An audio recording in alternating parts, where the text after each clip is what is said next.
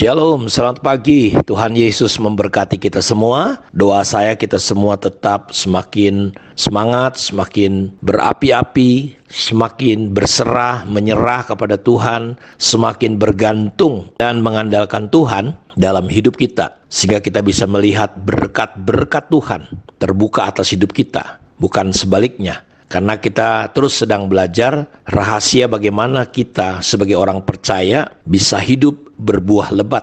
Dan itu hanya bisa terjadi ketika kapan? Ketika kita menyadari bahwa Kristuslah pokok anggur yang benar dan kita adalah carangnya. Karena itu saya ingin kembali mengajak kita melihat Yohanes 15 ayat 1 dan 2. Akulah pokok anggur yang benar dan Bapakku pengusahanya. Setiap ranting padaku yang tidak berbuah dipotongnya. Setiap ranting yang berbuah dibersihkannya supaya ia lebih banyak berbuah. Karena kita tahu bahwa berbuah merupakan tujuan puncak hidup kita, menjadi orang Kristen yang berbuah.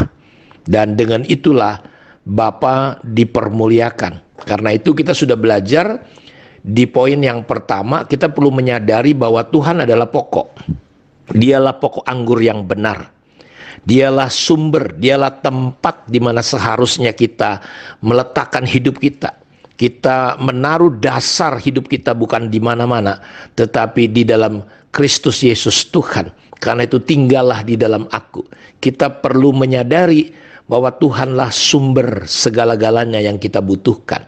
Jangan mau ditipu oleh setan.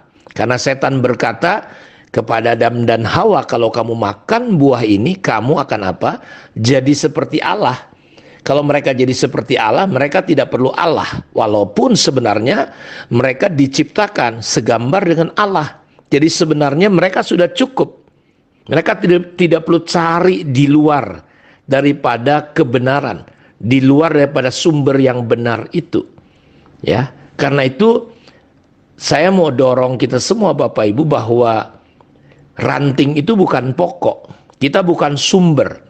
Karena itu musuh terbesar kita adalah kita merasa, kita berpikir bahwa kita bisa tanpa Tuhan. Ya, seperti ranting, dia nggak akan pernah bisa berbuat apa-apa kalau dia tidak tinggal. Nah, inilah iblis menipu kita supaya kita tidak melekat, tinggal. Kita tidak sadar bahwa Yesuslah pokok, dialah sumber untuk kehidupan kita. Kita ditipu dengan berbagai hal, disuruh keluar dari prinsip kebenaran firman Tuhan. Karena itu setan datang sama Yesus, kalau kau betul anak Allah, ya bikin nih batu jadi roti. Yesus bukan gak bisa bikin batu jadi roti karena dia Tuhan, tapi dia tidak menggunakan kealahannya karena posisi dia pada waktu itu sedang dijebak untuk dia keluar, ya.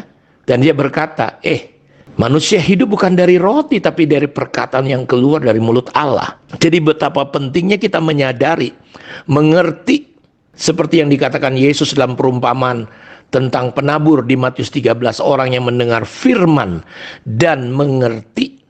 Karena itu kita perlu berdoa. Karena kalau kita mengerti, kita bisa berbuah 30, 60, 100. Kalau kita mengerti, kita akan menjadi orang Kristen yang berbuah lebat. Karena itu kita harus berdoa, minta roh hikmat dan wahyu untuk mengenal dia dengan benar. Mata hati kita menjadi terang, sehingga kita bisa mengerti rahasia panggilan Tuhan. Betapa dahsyat, betapa hebatnya. Saya mau katakan, seandainya saja kita mengerti bahwa kita orang percaya, ketika kita menyadari Yesus itu adalah pokok, sumber kita. Dahsyat sekali. Jadi ranting itu bukan pokok, kita harus sadar, saudara. Kita harus mengakui kita nggak ada apa-apanya, kepintaran, kehebatan kita. Yeremia kemarin berkata begini dalam khotbahnya, seandainya ranting itu diwawancarai, bisa ngomong, ranting, kamu tuh kenapa bisa berbuah? Atau ranting akan berkata, oh ya karena saya hebat, saya pinter, saya S1, S2, S3, saya dokter dalam bidang perantingan, oh saya bisa berbuah ya karena saya hebat, jago, pinter. Saudara, tentu itu bodoh sekali. Ranting bisa berbuah karena pokok, bukan karena dia. Jelas Yesus berkata, ranting tidak bisa berbuat apa-apa. Ranting tidak bisa bertumbuh berbuah. Pokoklah yang membuat ranting itu bisa berbuah. Karena itu saudara, kita harus menyadari ranting bukan pokok. Kita harus menyadari dialah pokok. Kalau kita ingin berbuah lebat, sadari prinsip ini. Pokok adalah tempat ranting itu bisa melekat. Agar apa? Dari situ sumber kebenaran, sumber kekudusan, sumber makanan kita. Sehingga ranting akan bertumbuh dan pada waktunya dia akan berbuah. Pokok yang membuat ranting memungkinkan bisa bertumbuh dan berbuah. Jadi tugas ranting hanya tinggal lengket. Jadi kita harus menyadari resiko daripada kalau kita tidak melekat, tidak menyadari dia adalah pokok, kita punya kemungkinan gagal berbuah, gagal bertumbuh. Jadi ini tipuan iblis sejak awal, supaya kita lari, sehingga kita disuruh melihat bahwa kita adalah pokok. Kita nggak akan pernah bisa berbuah. Karena itu kalau kita mau bermegah, jangan kita bermegah dengan apapun. Kalau kita mau bermegah, bermegahlah karena kita mengenal Tuhan. Karena itu di dalam kitab Yeremia jelas sekali. Kita sudah dengar kemarin, terkutuklah orang yang mengandalkan kekuatan dirinya sendiri, yang mengandalkan manusia, yang hatinya jauh daripada Tuhan. Tapi diberkatilah orang yang mengandalkan Tuhan, menaruh harapnya kepada Tuhan. Karena itu ini penting sekali untuk kita memahami prinsip ini. Yeremia berkata, jika ada orang mau bermegah, jika ada orang mau berbangga, janganlah dia bermegah dan berbangga dengan apapun. Tapi biarlah dia berbangga, bermegah karena dia mengenal Tuhan. Karena dia memahami tentang Allah itu dalam hidupnya. Jangan kita bermegah karena kita pintar, karena kita hebat, karena apapun. Tapi bermegahlah bukan karena kekayaan, bukan karena kekuatan, bukan karena hikmat manusiawi kita, tetapi bermegahlah kita karena kita bisa mengenal Tuhan. Dan Tuhan menyenangi yang namanya apa, Bapak Ibu? Menyenangi yang namanya pengenalan akan Tuhan. Ya. Karena itu saya berharap kita bisa memahami prinsip ini. Saya ajak saudara membaca dalam Yeremia 9 ayat 23. Beginilah firman Tuhan, janganlah orang apa? Bijaksana, orang pintar, orang berhikmat, bermegah karena apa? Kebijaksanaannya, hikmat manusianya, kepandaian, kepintarannya. Jangan orang kuat, orang yang hebat, jago, kaya mungkin bermegah karena kekuatannya.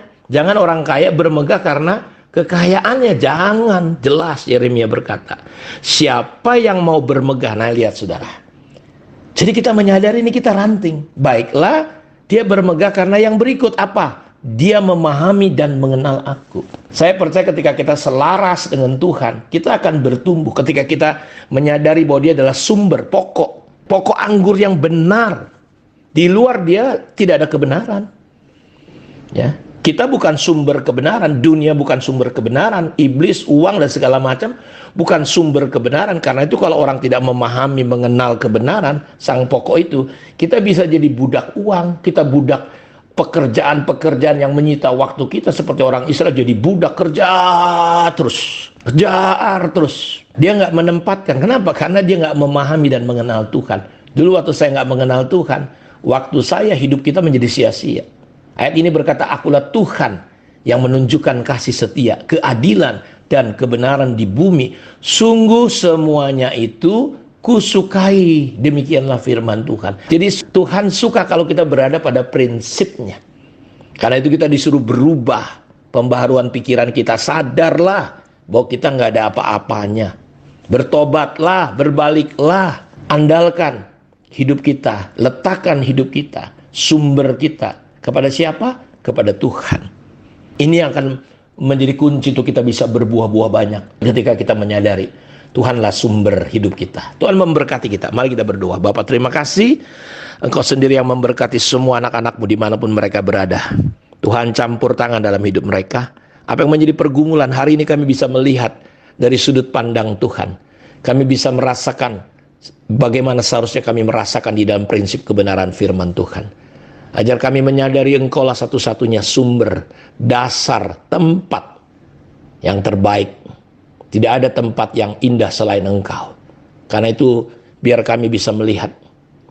Kami tidak terjebak lagi oleh tipu daya setan. Terima kasih Tuhan. Di dalam nama Yesus Kristus kami berdoa. Amin. Tuhan memberkati kita semua. Shalom.